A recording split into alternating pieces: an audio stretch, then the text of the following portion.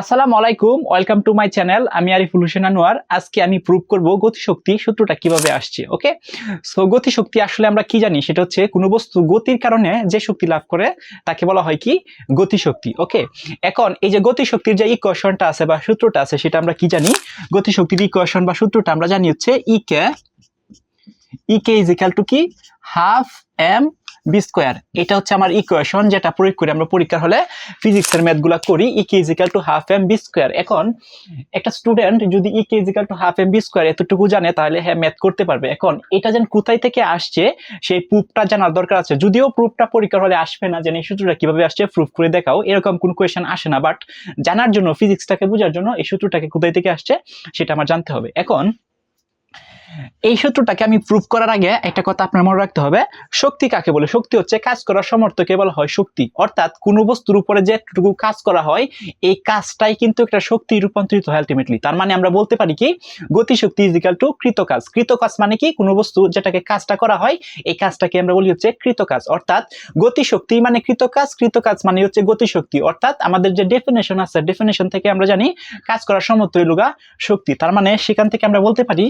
যে, তার আগে আমি একটা সিনারিও আপনাকে দেখাই। ধরেন এই যে একটা বস্তু, মনে করেন এটা একটা বস্তু, এই বস্তুর উপরে ধরুন এফ বল প্রয়োগ করা হয়। এই বস্তুটার উপরে এফ বল প্রয়োগ করা হলে বস্তুটার একটা কি থাকবো, বস্তুটার একটা আদিবেগ থাকবো। ইনিশিয়াল পয়েন্টে বস্তুটার একটা আদিবেগ থাকবো। তার মানে কি এটার আদিবেগ আমি ধরলাম 0। তার মানে এই বস্তুর উপরে কি বল প্রয়োগ করা হয়েছে, এফ বল প্রয়োগ করেছে এবং আদিবেগ কত 0।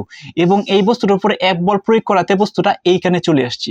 তার মানে বস্তুটা যেহেতু এইখানে চলে আসছে তাহলে ডেফিনেটলি এই বস্তুটার একটা ত্বরণ থাকবো এবং একটা সরণ অতিক্রম করবো এবং এটা একটা শেষ বেগও থাকবে।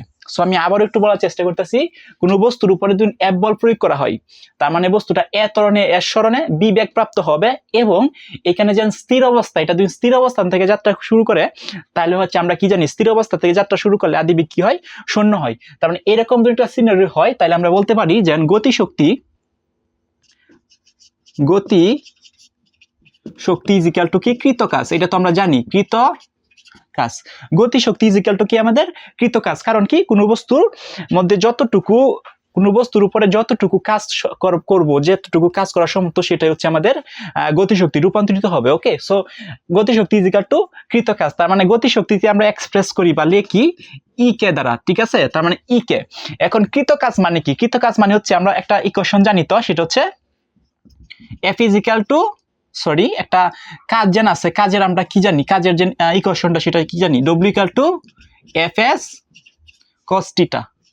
এফ এস কি কস থিটা। তার মানে কি তো কাজ আমরা কি লিখতে পারি, এফ এস কি কস থিটা। তার মানে আমরা লিখতে পারি এখানে F S cos theta.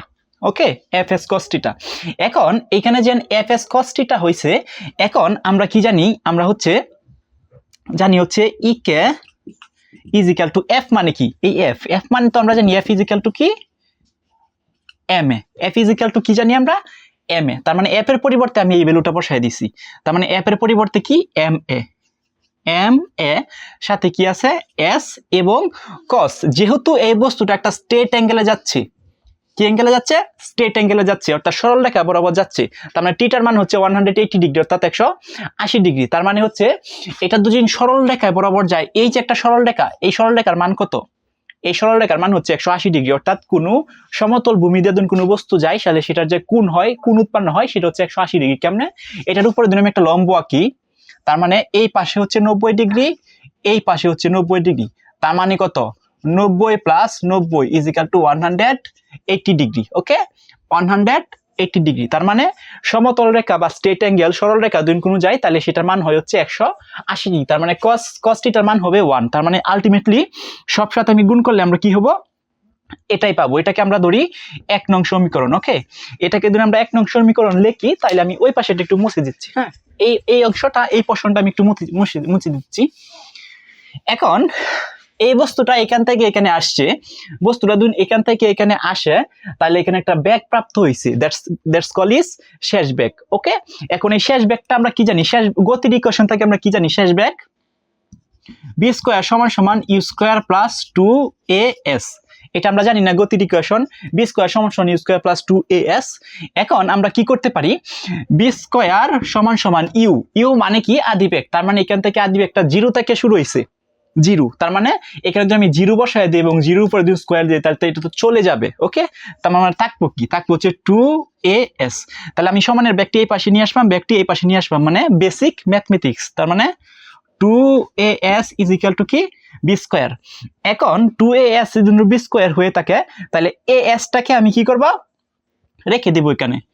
as টাকে আমি যদি রেখে দেই তাহলে এটা কি হবে, বি স্কোয়ার বাই কি 2 হবে, বি স্কোয়ার বাই কি 2 হবে। তার মানে হচ্ছে as is equal to half v square, অর্থাৎ 2টাকে আমি আলাদা করে দিছি, as is equal to half v square. Okay, এখন দেখেন এই যে as টা আছে, এইখানে যেন as টা আছে, এই যে as, এই as এর যে ভ্যালুটা আছে এই ভ্যালুটা যদি আমি এখানে বসায় দিতে পারি না, দেখেন এখানে কি আছেmas, দ্যাটস মিন mটা তো থাকবেই as, এই যে as এর ভ্যালুটা আমি এখানে বসায় দেব। তো এখানে যদি আমি বসায় দেওয়ার চেষ্টা করি এখন, তাহলে দেখেন কি ঘটনাটা ঘটে, তাহলে হচ্ছে তার মানে হচ্ছে mটা তো থাকবে না, তার মানে mটা যদি থাকে তাহলে হচ্ছে as এর পরিবর্তে আমরা কি লিখতে পারি, as এর পরিবর্তে 3 হাফ কি হচ্ছে বি স্কোয়ার, হাফ কি বি স্কোয়ার, হাফ কি বি স্কোয়ার, ঠিক আছে।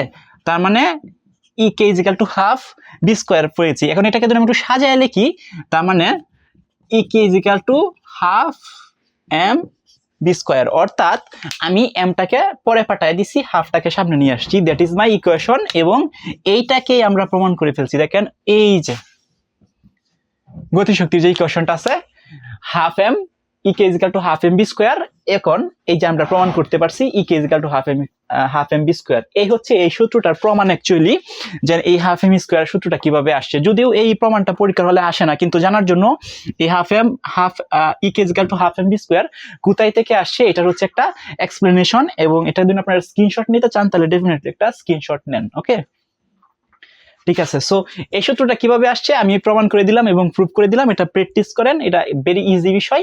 এবং পরবর্তী ভিডিওতে আমি বিভব শক্তি যেন আছে, যান্ত্রিক শক্তিকে তো আমরা জানি দুই ভাগে ভাগ করা, একটা হচ্ছে গতি শক্তি, হচ্ছে বিভব শক্তি। সো গতি শক্তির যে সূত্রটা এটা আমি প্রুভ করে দিলাম, এবং কালকে মানে নেক্সট ক্লাসে হচ্ছে আমি দেখাবো যে বিভব শক্তিটাকে কিভাবে প্রুভ করা যায়, বিভব শক্তি আসলে বিষয়টা কি। সে পর্যন্ত সবাই ভালো থাকেন, সুস্থ থাকেন, and stay connected with me. আল্লাহ হাফেজ।